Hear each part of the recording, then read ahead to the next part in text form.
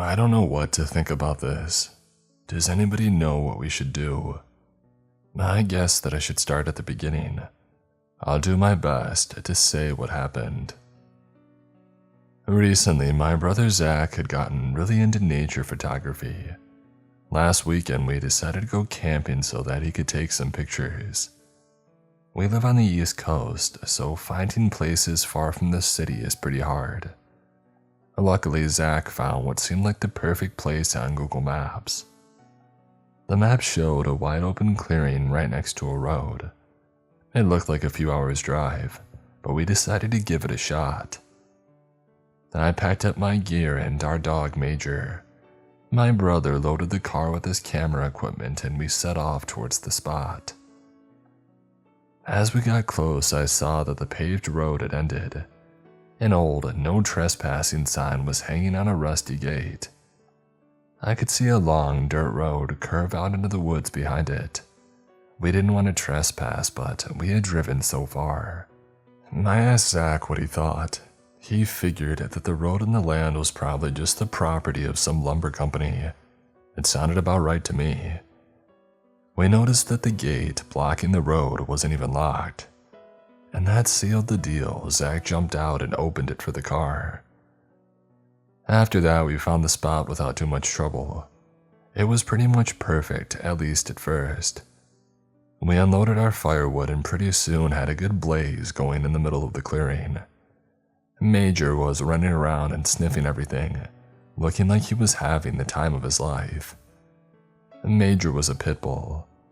We had had him in our family for almost 5 years and he was a great dog, if a little dumb. I loved that dog more than most people. He had helped me through a lot of tough times. Soon it was dark and we had read online that there would be a thick cloud cover that night.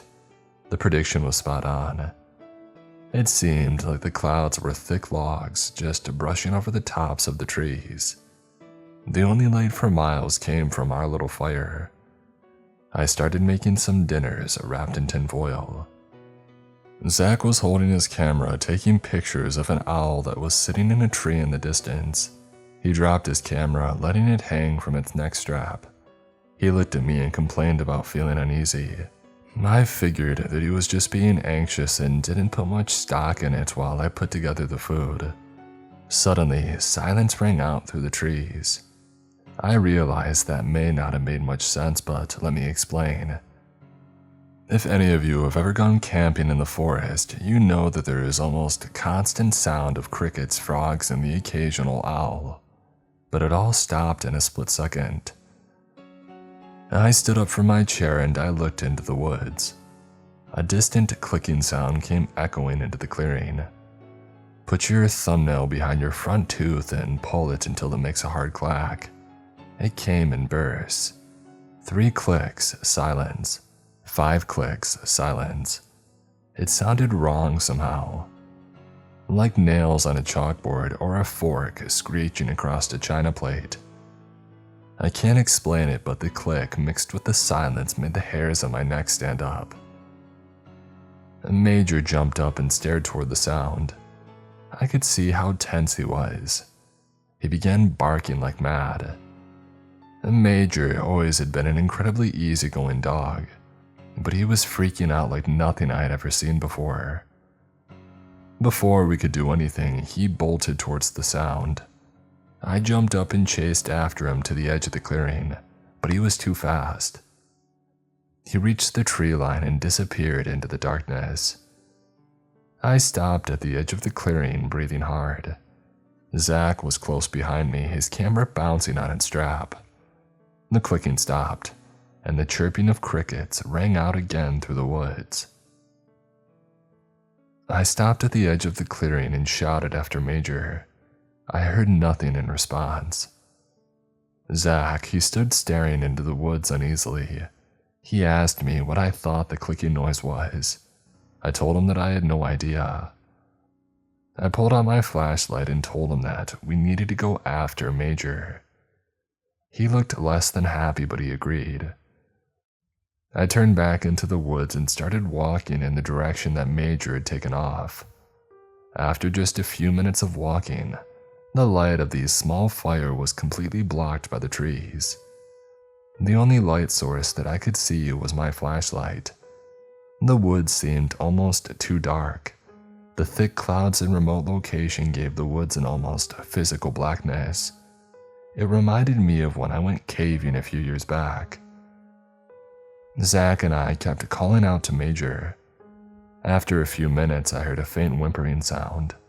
I called for Zach to stop walking and we listened. Zach nodded and whispered, "Yeah, that's Major up ahead." We pushed on. Up in the distance, I saw a clearing in the trees. In the middle of it, I saw a huge concrete building. Decades-old graffiti covered the sides. It looked completely out of place in the middle of the woods. I pointed my flashlight at the ground around us. Neither me nor my brother could see any roads that led up to the building. Zach lifted his camera and took a picture. The flash lit up the clearing like a strike of lightning.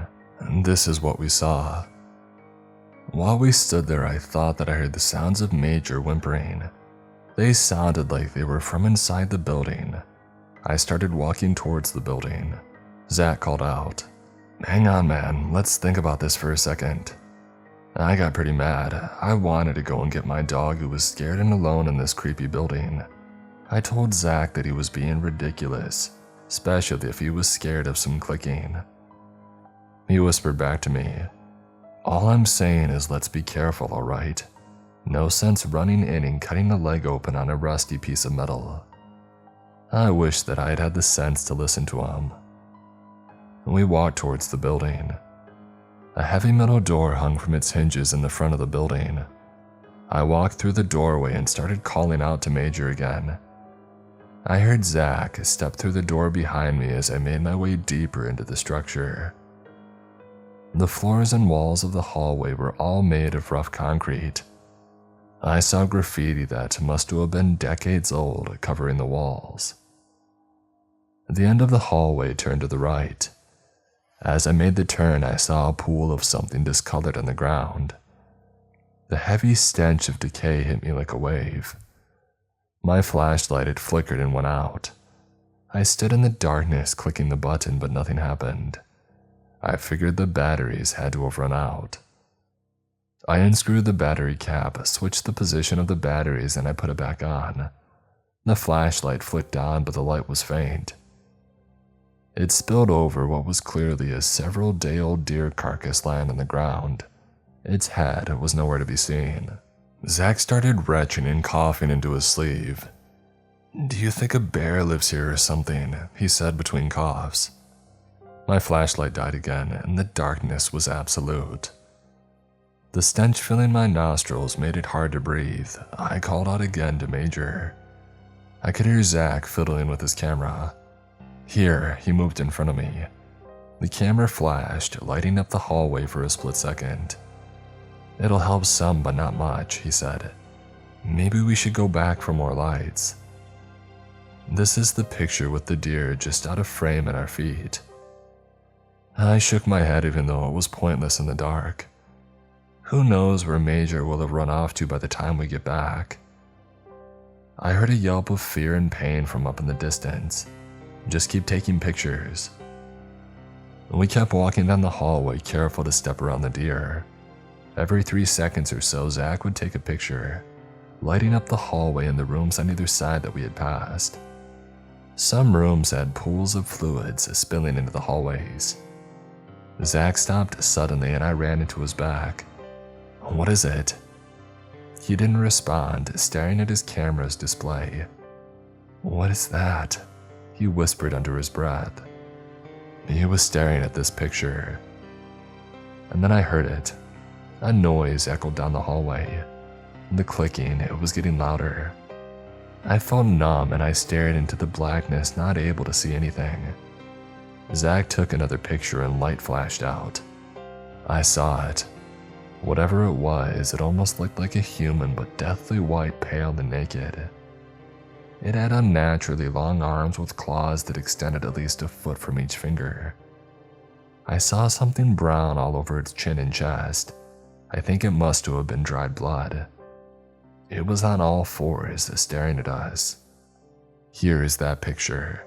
I shouted for Zach to run. I grabbed his shoulder and we sprinted back down the hallway the way that we had come. I saw one more flash from Zach's camera just in time to step into the deer's body. We ran out of the building and into the woods. I don't know how we made it through the woods and back to the fire, but once we did, we didn't even pause to pack up our things. We jumped into the car and we drove out of there. This all happened yesterday. I can't stop thinking about Major. I mean, we left him there with whatever that thing was. Every time that I think about it, my hands shake. Still, I can't stand the thought of Major out there alone. We're going to have to go back, and we'll bring some weapons and more lights, and I hope that that's enough. I would call the police, but what will we say? We were trespassing. No, it has to be us.